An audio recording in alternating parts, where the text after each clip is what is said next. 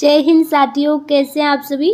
उम्मीद है कि आप सभी स्वस्थ एवं तंदुरुस्त होंगे और बहुत ही अच्छे से अपनी तैयारी कर रहे होंगे।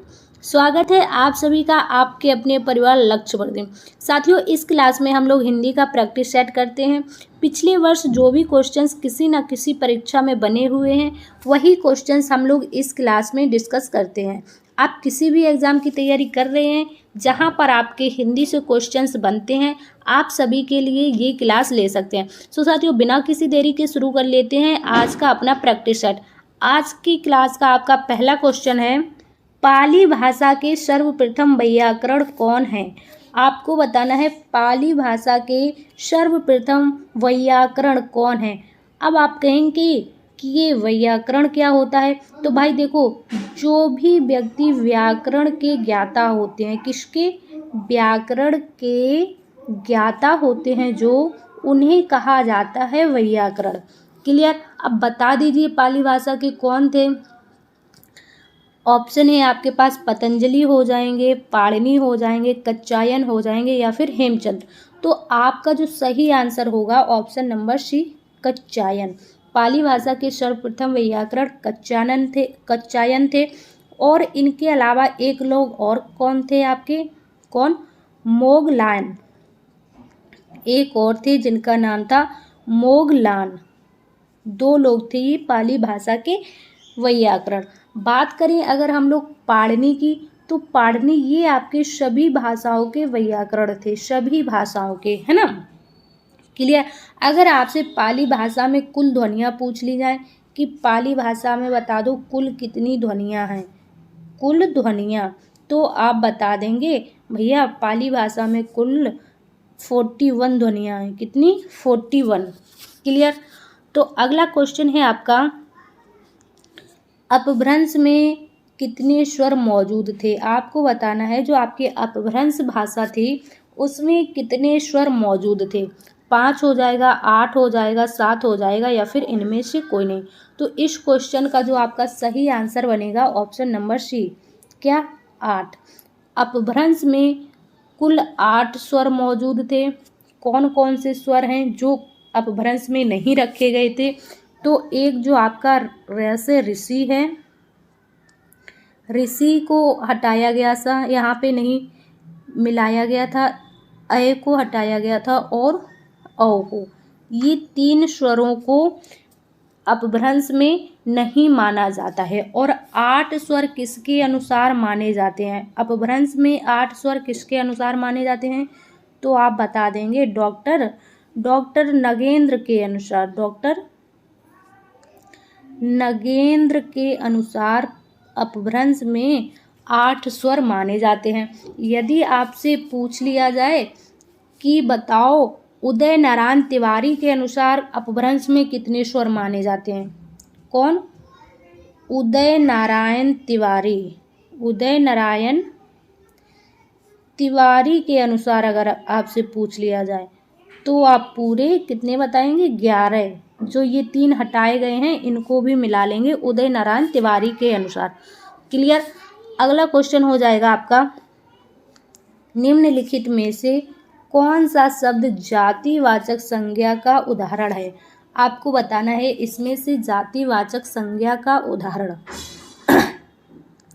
तो इसके लिए आपको क्या पता होना चाहिए, जो ये शब्द दिए गए हैं इनका अर्थ आपको पता होना चाहिए, तभी आप इस क्वेश्चन का आंसर सही कर पाएंगे। तो देखो, जो आपका गजमार है, समारोह है और दनलहा है, ये तीनों ही आपके क्या हैं, ये तीनों ही पर्वत हैं। क्या हैं, ये तीनों ही पर्वतों के नाम हैं।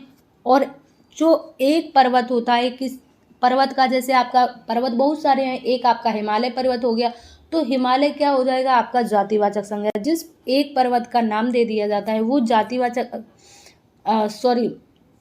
वो व्यक्तिवाचक हो जाता है। तो यहाँ पर आपका क्या हो जाएगा, ये व्यक्तिवाचक संज्ञाएं हो जाएंगी। इन तीनों में व्यक्तिवाचक संज्ञा हो जाएगी। और जो आपका ये डोंगर है, डोंगर, आपके क्वेश्चन का सही आंसर हो जाएगा ऑप्शन नंबर डी, ये हो जाएगा जातिवाचक संज्ञा।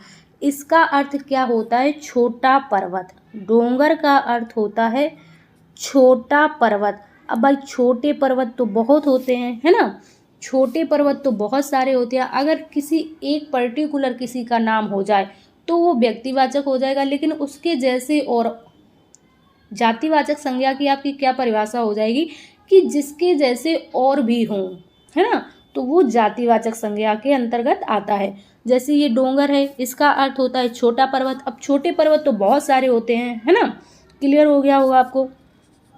इसके बाद नेक्स्ट क्वेश्चन है आपका, वह दूसरों को नहीं बल्कि अपने आप को सुधार रहा है। रेखांकित वाक्य में सर्वनाम का कौन सा प्रकार है? रेखांकित वाक्य है आपका ये अपने आप में आपको बताना है कि कौन सर्वनाम का प्रकार है। तो देखो, पहले तो आप ये जान लीजिए कि सर्वनाम के कितने प्रकार होते हैं। तो सर्वनाम के जो प्रकार होते हैं 6। अगर आपसे पूछा जाए सर्वनाम के कितने भेद होते हैं तो आप बता देंगे 6। और अगर सर्वनाम की कुल संख्या पूछी जाए, कितनी कुल संख्या, तो आप बता देंगे 11 सर्वनाम होते हैं। क्लियर। अब आप आ जाइए इस क्वेश्चन के आंसर पर, अपने आप में कौन सा सर्वनाम है? तो देखो, जहाँ पर अपने आप यानी कि अपने आप स्वयं के अर्थ में बोध हो, स्वयं के अर्थ में बोध हो, तो वहाँ पर कौन सा सर्वनाम हो जाता है? आप सभी को पता है कि निजवाचक सर्वनाम हो जाता है, कि वह अपने आप को सुधार रहा है। क्लियर। अगला जो क्वेश्चन हो जाएगा आपका, निम्नलिखित वाक्य में विशेषण उपवाक्य पहचानिए। अब आपको इसमें से विशेषण उपवाक्य पहचानना है। ये आपको वाक्य दिया गया है, इसमें एक वाक्य प्रधान वाक्य है और एक उपवाक्य है। आपको क्या करना है? उपवाक्य को पहचानना है। क्या है वाक्य आपका? वही बच्चा सफल होता है जो मेहनती होता है। तो देखो, वही बच्चा सफल होता है, वही बच्चा सफल होता है, तो ये तो है आपका प्रधान वाक्य, है ना, ये है आपका प्रधान वाक्य। और इसका क्या है? उपवाक्य हो जाएगा जो मेहनती होता है, ये हो जाएगा आपका उपवाक्य। क्यों भाई? इसलिए क्योंकि वही बच्चा, देखो, जो मेहनती होता है, कौन मेहनती होता है? जो मेहनती होता है वही सफल होता है ना, समझ रहे हैं ना आप? तो जो मेहनत करेगा वही सफल होगा। तो इसका जो विशेषण उपवाक्य है क्या हो जाएगा? जो मेहनती होता है, ऑप्शन नंबर बी। क्लियर। इसमें वही बच्चा सफल होता है, ये हो जाएगा आपका प्रधान वाक्य, और जो मेहनती होता है ये हो जाएगा आपका उपवाक्य। कन्फर्म। अगला जो क्वेश्चन है आपका, आपको बताना है संयुक्त क्रिया का उदाहरण कौन सा है। आपको बताना है, 4 ऑप्शन आपको सामने दिए गए हैं, इसमें से आपको बताना है कि संयुक्त क्रिया का उदाहरण कौन सा होता है। अब देखो, संयुक्त क्रिया क्या होती है? संयुक्त क्रिया का परिभाषा होती है कि जहाँ पर 2 क्रियाएं होती हैं। कितनी? 2 क्रियाएं होती हैं। जहाँ 2 क्रियाएं हो जाएंगी वहाँ पर हो जाएगी आपकी संयुक्त क्रिया। तो देख लो, पहला है आपका रस्सी जल गई, इसमें क्या 2 क्रिया हैं? नहीं है भाई, इसमें तो 2 क्रिया नहीं है। सीमा पढ़ रही है, सीमा पढ़ रही है, चुपचाप पढ़ रही है, इसमें भी आपकी एक ही क्रिया है ना। तीसरा है आपका तुम प्रतिदिन पढ़ने आया करो। तो देखो, यहाँ पर आपको लग रहा होगा कि यहाँ पर 2 क्रियाएं आ रही हैं। क्या? तुम प्रतिदिन पढ़ने आया करो, एक तो है आपका आया और दूसरी है करो, है ना। तुम प्रतिदिन पढ़ने आया करो, पढ़ने आया और करो, तो 2 हो गई आपकी इसमें क्रिया। आपका जो सही आंसर हो जाएगा ऑप्शन नंबर सी। क्लियर।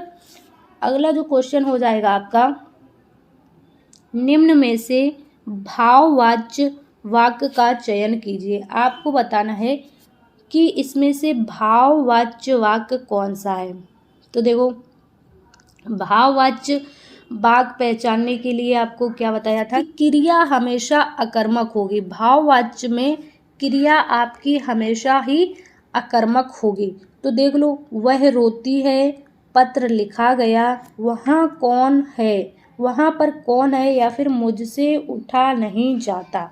तो देखो, यहाँ पर आप समझने की कोशिश करेंगे, वह रोती है, कौन रोता है? क्रिया क्या है आपकी? क्रिया जो आपकी है रोने की है, और रोने का प्रभाव किस पर पड़ रहा है? आपके कर्ता पर पड़ता है ना। रोने का प्रभाव किस पर पड़ रहा है? उस पर पड़ रहा है। तो वह क्या हो जाएगा, यहाँ पर कर्ता हो जाएगा। तो यहाँ पर आपका कर्ता वाच्य हो जाएगा। कौन सा वाच्य हो जाएगा, कर्ता वाच्य हो जाएगा। जहाँ पर क्रिया का प्रभाव कर्ता पर पड़ता है वहाँ पर आपका कर्ता वाच्य हो जाता है ना। दूसरा है आपका पत्र लिखा गया। क्या लिखा गया, पत्र लिखा गया। क्रिया क्या है, लिखने की, है ना। और असर किस पर पड़ रहा है, क्रिया का असर किस पर पड़ रहा है, पत्र पर। पत्र क्या है, यहाँ पर आपका कर्म है। तो यहाँ पर कौन सा वाक्य हो जाएगा, कर्म वाक्य हो जाएगा। वहाँ पर कौन है, ये तो आपका कोई वाच्य नहीं है, कोई वाक्य नहीं है, ये तो आपका प्रश्नवाचक है ना। तो आपका प्रश्नवाचक सर्वनाम हो जाएगा। तो वहाँ पर कौन है, ये तो यहाँ पर इसका कोई मतलब नहीं। मुझसे उठा नहीं जाता। अब देखो यहाँ पर जो क्रिया है क्या है, अकर्मक है। और मुझसे उठा नहीं जाता यानी कि भाव के अनुसार यदि क्रिया में परिवर्तन हो तो वहाँ पर भाववाच्य होता है। मुझसे उठा नहीं जाता, ये किसी के आपके भाव को दर्शा रहा है कि भाई मुझसे जो है उठा नहीं जा रहा है। तो यहाँ पर क्या हो जाएगा, आपका भाववाच्य वाक्य हो जाएगा।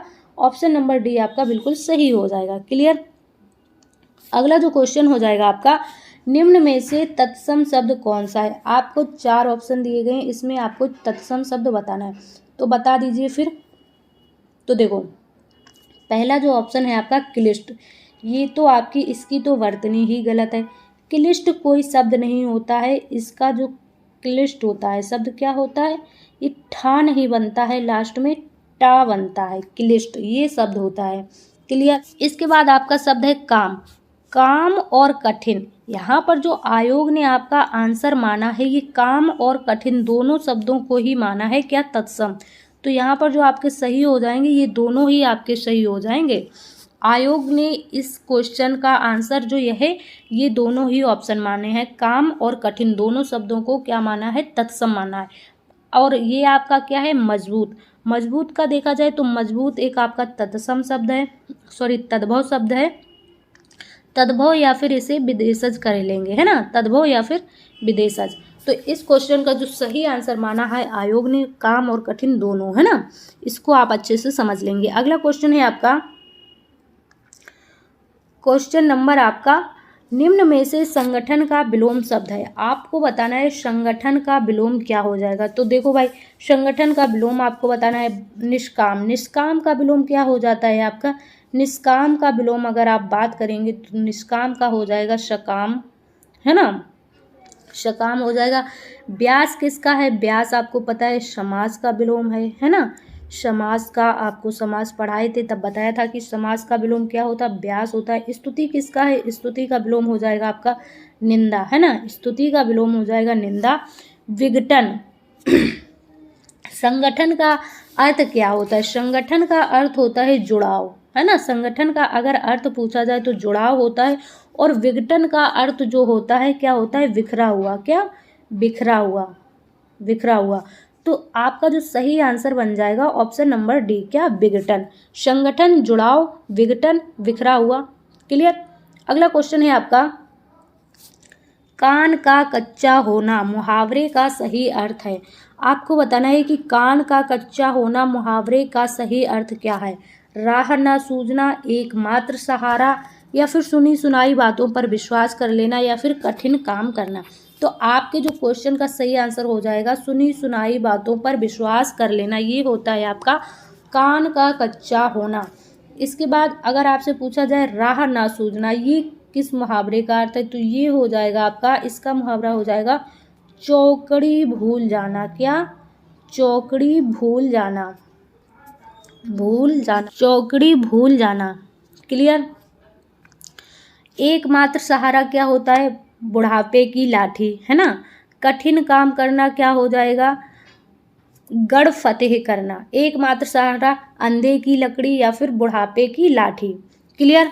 तो साथियों ये थी हमारी आज की क्लास। आज की क्लास में आपके कितने क्वेश्चन सही हुए हैं कमेंट्स में ज़रूर बताइएगा। यदि आप चैनल पर नए हैं और अभी तक चैनल को सब्सक्राइब नहीं किया है तो चैनल को ज़रूर सब्सक्राइब कर लीजिए। वीडियो पसंद आई हो तो वीडियो को ज़्यादा से ज़्यादा लाइक और शेयर कीजिए। मिलते हैं आप सभी से नेक्स्ट क्लास में। जब तक के लिए स्वस्थ रहिए, मस्त रहिए, अपनी तैयारी करते रहिए। जय हिंद साथियों।